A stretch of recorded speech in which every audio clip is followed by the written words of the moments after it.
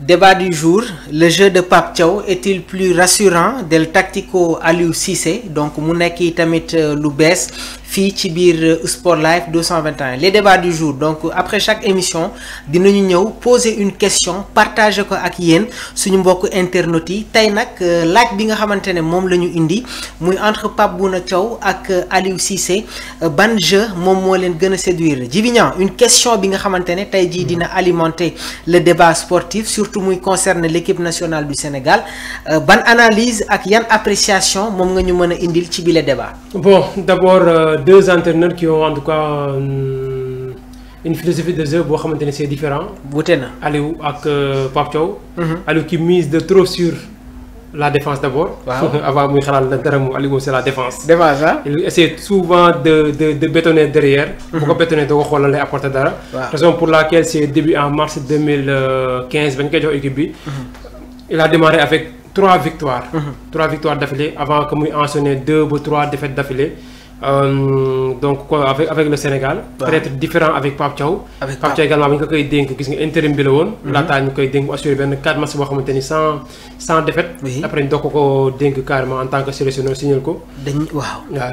dañuy ñëw ci match yi nga xamante ne Pape Thiaw moo nekk à la tête de l'équipe déjà il y a cette victoire face au Malawi 4-0 ñu dem fekki Malawi gagné ko 1-0 victoire contre le Burkina Faso victoire contre ak équipe bi di Burundi 2-0 Soudan du Sud Sénégal match nul victoire face aux éperviers du Togo Irlande Sénégal 1 but partout victoire face aux Three Lions de l'Angleterre 3-1 un bilan positif waaye tamit suñu xoolee productivité bi nga xamante ne am na dans le jeu on peut espérer que Pape Thiaw dina indi lu bees ci équipe nationale du Sénégal. Oui justement par rapport ak critique souvent yi bëri ñu doon def ci sélection bi parce que pour booy xool Aliou il a fait en tout cas un bilan plus que positif avec le Sénégal bu ñu jëlee depuis que 2015 bu mu fi nekk ba nu mu fi quitté donc sur le banc de l'équipe nationale du Sénégal remplacé par Pape Bouna Thiaw. Aliou avec le Sénégal c'est pratiquement un bilan positif boo xamante ni def na ko te que booy xool aussi Pape Thiaw 2 matchs yu mu def c'est par rapport ak contre le Soudan ak ni ko xelee contre l'Irlande en match amical. Donc en termes de jeu Pape Thiaw moo gën a séduisant que par rapport ak Aliou Cissé doon produire. Aliou ce qui l'intéressait c'est de gagner te tam c'est logique aussi.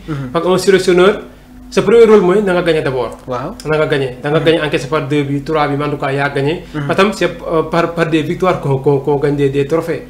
loolu tamit mooy tax équipe di gagner. mais tamit bu fekkee ne derrière aussi nga bañ a encaissé aussi moo gën. tamit en termes de jeu produit par l'équipe ban moo si tane mais tam bu ñu xoolee comparer les deux philosophies de jeu d'Aliou Cissé et Pape Thiaw da ngay jàpp ni. Pape Thiaw moo gën a am jeu bu séduisant. vraiment ak bu koy gën a firndeel mooy le match en commun bu ñu am ñoom ñaar. Contre l'Angleterre. Aliou Cissé a perdu 3-0 contre l'Angleterre. Oui, lors du dernier mondial. Pape Thiaw gagné Angleterre 3-1. Oui. Déjà avec le contenu également proposé. Il y a pas photo. Aliou Cissé contre Angleterre était un peu réticent bàyyi ak ballon bi anglais pour xaar des contres wala yooyu noonu. Alors que Pape Thiaw dañoo dugg ci carrément ci match bi mu entamé déroulé. Très bien. Au contraire sa anglais sax ñoo taxawoon di ñu xaar. ba ñëw seen bii fu muy ñëwee seen bii bi ci suñu temps fort lañ fekk. dinañu des ci match bi nga xamante ne Sénégal football na ko récemment ak équipe bi di Angleterre waaye dañuy dellu tuuti sur la précédente Coupe d'Afrique des Nations. Le Sénégal bi nga xamante ne bokkoon na sur les favoris gannaaw ba ñu defee un début de tournoi bu am solo gagné les matchs de poule am na match bi nga xamante ne ñu bëri ñi ngi doon rafetlu tamit proposition de jeu bi nga xamante ne Sénégal wane na ko face au Cameroun. Est-ce que match boobu noonu warul woon nekk référence pour Aliou. Tamit mu nekk match de référence c'est-à-dire mu am continuité surtout match bi nga xamante ne on n'a pas compris le schéma bi nga xamante ne moom la Aliou Cissé indi face à cette équipe de la Côte d'Ivoire match bi ñu football contre Cameroun gis nañu un jeune milieu de terrain bi nga xamante ne waa Aliou indi woon na ko ci boobu le match Sénégal am possession de la balle. Est-ce que loolu waru woon nekk dans la continuité surtout ak équipe bi di Côte d'Ivoire. Bon certainement déception bu ñu am contre Côte d'Ivoire ci CAN bi. éliminé à l'étape des huitièmes de finale. mu nekk vraiment benn surprise totale. kenn comprendre le schéma Aliou c'est ça. parce que équipe mënoo ko marqué avant les 5 premières minutes. 4e minute nga marqué ko. après aussi deuxième mi-temps nga ñëw dellu ginnaaw taxaw say camp. équipe dem ba retrouver la confiance. parce que ba Sénégal marqué ñoom li ñu doon gën a tiit mooy Sénégal score la leen yóbbu. parce que moo nekkoon pronostic bi avant le match.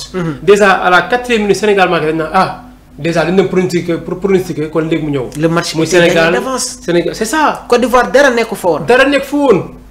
public bi rek lañ amoon vraiment douté. oui douté.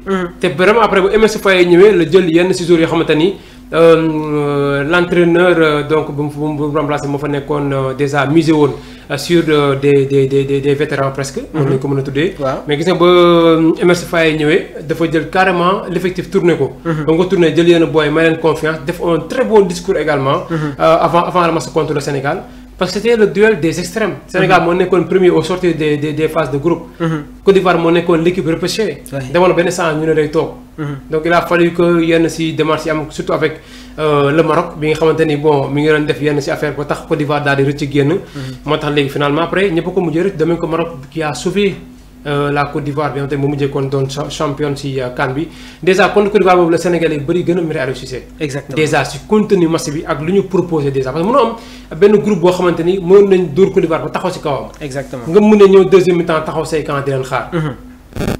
alors sur le schéma tactique après Aliou Cissé bëggoon ñëw sur ce système hybride. bi nga xamante ne am na ay yenn joueurs yoo xamante ne utiliser wu leen. ci seen ay postes respectifs. parce que pour jouer sur le schéma 3-5-2. il faut avoir les bons profils Aliou. am na ay critiques yi nga xamante ne les acteurs du monde du football yenn spécialistes yi teel nañ ko teg ci kawam. mu insister ça n'a pas marché loolu moo waral sax ñu bëri gisatuñ ko woon à la tête de l'équipe nationale du Sénégal. oui c'était le système 3-5-2 bu doon jéem a imposer. bon pas imposer sax mais expérimenter aussi. parce que tamit la fois passée ñu ngi si doon jéem wax parce que entraîneur tamit mënoo am benn façon de jouer boo xamante ne ngay am. bu ñu la ko fàttalee nooy def. pour man si ñu ko doon critiquer si par rapport aux 3 derrière bi. man bokk ma si woon. dama jàpp ne ak entraîneur toujours war na mën a essayer des choses. parce que tamit c'est par rapport ak les joueurs yi nga ñoo nga am. parce que tamit système toujours ce sont les joueurs ñoom ñoo koy fonctionner loo. te di nga bëgg benn système boo xamante ni un technicien italien yow tamit ñoom souvent seen jeu ça repose sur un système de 3-5-2. te boo ko andi woon Sénégal te Sénégal amul les mêmes profils. boo ko fa jegee jéem expérimenté du dem. parce que amuñu joueurs yooyu noonu. peut-être Aliou Cissé bëggoon na ko pour préparer bu ñu demee si ay compétition bu lii doxul mu tànte lale. exactement te bon à un moment donné aussi tamit amoon nañ les mêmes profils déjà moo tax ñu doon tudd ay temps bien avant ñu koy woo moom Ilaay Camara. daan nañ tudd turam si période Aliou Cissé bi Ilaay daa war a ñëw parce que piston droit xam nañ ni mun na ko jouer déjà. El Hadj Malick Diouf bi nga xamante ne xamul woon nuñ koy utiliser. c'est ça loolu tamit day jouer temps yooyu amoon nañ ay joueurs benn Abdou Diallo à un moment donné également daan na si arrière gauche bu nekkee PSG. Habib Diarra latéral. Habib Diallo non pas kii Abdou Diallo autant pour moi Abdou Diallo. Habib Diarra am na ay match le Parisien waaw avec Strasbourg.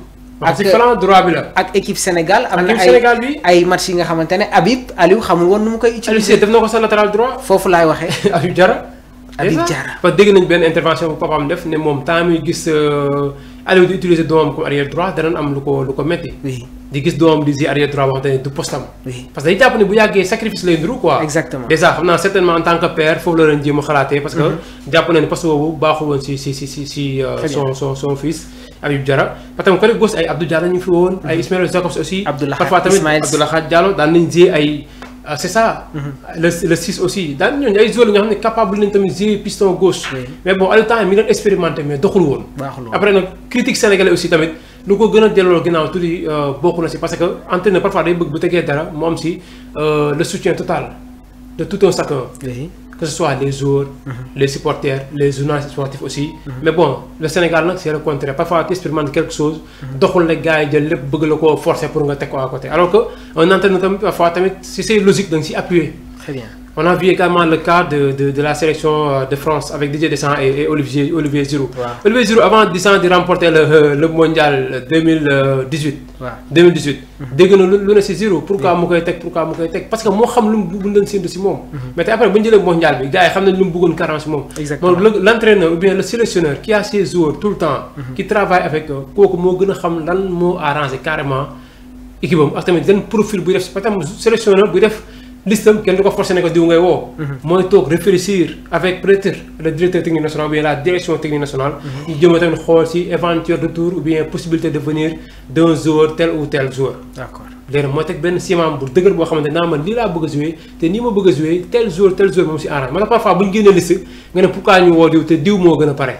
diw mais mën na gën a pare mais ku ñu woo moom la coach bi gën a miser. si le schéma bu mu bëgg a dérouler. exactement donc c' est des paramètres yoo xam ne souvent c' est des paramètres yi nga xamante ne ñuy foog ñu si bàyyi xel dañuy critiquer pour critiquer nii rek. mais l' entraîneur qui concentre en tout cas tout son temps. di jéem a xool ses joueurs di voyager di xool ay vidéos di superviser. am pratiquement des milliers et des milliers de jours yu mën a ñëw. mu def benn liste de 25 26 jours parfois 23 jours. loolu c' est un choix difficile déjà. après léegi le choix des joueurs xam nga qui vont démarrer le match encore nekk beneen choix encore. tout moo tax toujours c' est par rapport au système. ma tey di nga gis benn joueur moo am possibilité doon sax capitaine si benn équipe. waaw.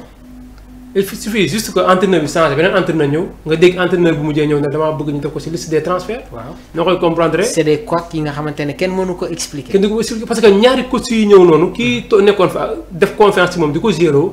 ak kii ñëw bokkuñu c' est le cas de Iliman Ndiaye Ismaïla Sarr à l'OM.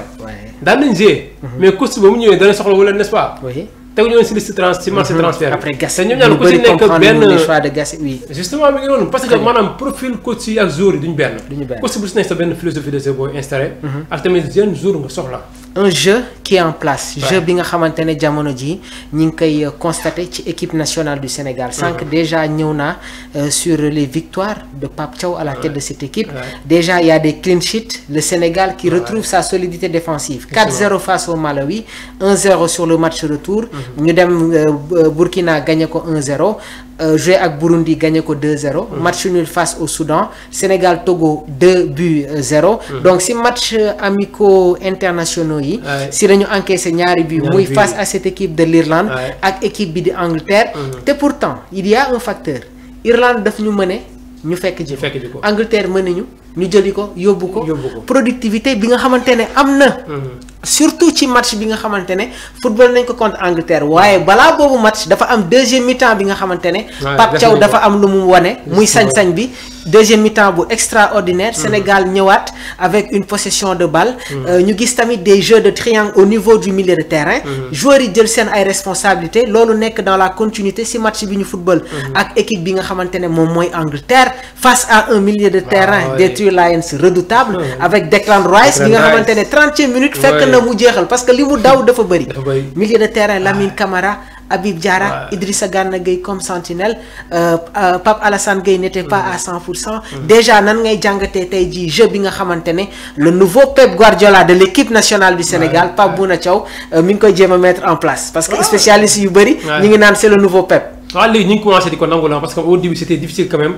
même par rapport ak le choix porté sur Pape Thiaw ça a fait en tout cas de tollé sur le toile parce que booy xool ñu bëri dañ ko doon critiquer moo tax toujours dafa am benn passé bu ko xaw a handicapé tuuti muy. c'était avec son passage ñaari tali. mais am tamit Pape Thiaw moo tax mu wàcc. donc contexte bu particulier contexte bu doy waar parce que dafa fekkoon jamono jooju ñaari tali am des problèmes. c'est ça entre le staff yenn joueurs yi yooyu noonu yëpp. mu nekk tamit un impact te moom bëggoon na ñëw en tant que fils de la localité. NGB sa pierre à l'édifice quoi jëm ci participer. jëm tamit démarrer sa carrière en tout cas sur le banc des Galactiques. mais malheureusement affaire bi nu mujjee tourné baaxul. bon ça arrive à tout le monde entraîneur yu si ne parfois tamit da ngay gis am benn groupe bu normal. club bi joué ba à un moment donné mu bokk si ñuy wàcc. ren jii boo ko xoolee en Ligue 1 comme en Ligue 2. club yi wàcc da ngay xam ni ñàkkuñu coach wala ay joueurs mais bon c' est par rapport à un championnat relevé. Pape Thiaw seule tache noire bu am loolu woon mais à un moment donné toog na def recul jox nañ ko équipe nationale locale bi jëlal na leen CHAN bi mu nekk pour une première. exactement pour le Sénégal qui prépare encore. et un jeu séduisant. un jeu séduisant aussi mu nekk groupe boo xam ne Pape Thiaw moi souvent ñu dem stade dañu koy faral di nemmeeku si moom mooy dafa nekk bëgg championnat bu local bi. toujours li koy certifié mooy l' intégration des joueurs locaux dans l' équipe nationale du Sénégal. mu jël ji en Richard, Ligue 2 le gardien du Jaraaf. waaw Cheikh Lo Ndoye. oui bu mu fi andi. mu ñëw bokk Abdou Aziz Ndiaye bi am tamit mu mujjee transfert l'arrière droit du Jaraaf. qui a démarré le championnat. oui ouverture bu am ci carrière bi en Afrique. c' est ça ouverture boobu ça montre que léegi même jour da ngay wax ak ñoom ñu am confiance comme quoi que war nañ def saison baax pour jéem a dugg ci équipe nationale locale parce que à un moment donné. joueurs yi xalaatatuñ ko woon pour ñëw équipe nationale locale équipe nationale du Sénégal c' est réservé aux joueurs qui sont en Europe wala ñi nga xamante ne peut être ñu ngi beneen championnat en tout cas mais hors du pays. parce que c' était difficile nga gis un joueur bu ñu jël dugal te pour c' est normal parfois nga jël benn 2-3 jours yoo mën a dugal si regroupement surtout des matchs amicaux. matchs amicaux yoo xamante ni bon kenn du ne amul yenn enjeux yu mag yi mais bon c'est l'occasion pour moi nga jël benn 1 2 3 jours yoo xam ne nga leen mën a accompagner si liste bi ngay dugal. dina gën a booster le championnat aussi. mais tamit gën a yokku la valeur marchande de nos joueurs. te joueur boo xam ne dafa am sélection équipe nationale locale équipe nationale A bu Sénégal. kooku tey boo matul gis na Abdou Aziz Ndiaye déjà. dafa am sélection rek déjà dem na. peut-être ñu ngi koy espérer ak Richard Sagna championnat bi jeex na ñu ngi koy ñaanal mu jógee douane parce que tamit. c'est un joueur gis nañu message déjà bi nga xamante ne annoncé na ko sur la saison du club remercier club bi les supporters ak ses coéquipiers. c'est normal moom booy xool def na pratiquement plus de 10 ans si expérience locale bi. donc pour moi c'est le moment parfait idéal pour mu jéem a dem découvrir leneen parce que ana fooy toll aussi tam am ngay besoin yoo xamante ne dañu sa ginnaaw. très bien familial baa ngi fii besoin yi parents yi koñ bi mbokk yi nangam day bëri quoi te joueur am na fu mu toll day soxla benn stabilité quoi. te xam nga suñu football Sénégal bi salaire yi demeewul noonu baaxul boo blessé yenn blessure boobu sa carrière fa lay jaaree yàqu. bon c'est compliqué. débat du jour une question une interrogation des commentaires yi nga xamante ne ñi ngi koy xaarani muy jógee si yéen si internautes yi déglu ngeen les chroniques les analyses les commentaires yi nga xamante ne Djiby indi na ko sur cette question qui a été posée entre le jeu de Pape Bouna Thiaw ak Aliou Cissé ban moo si gën a séduisant on attend vos réactions.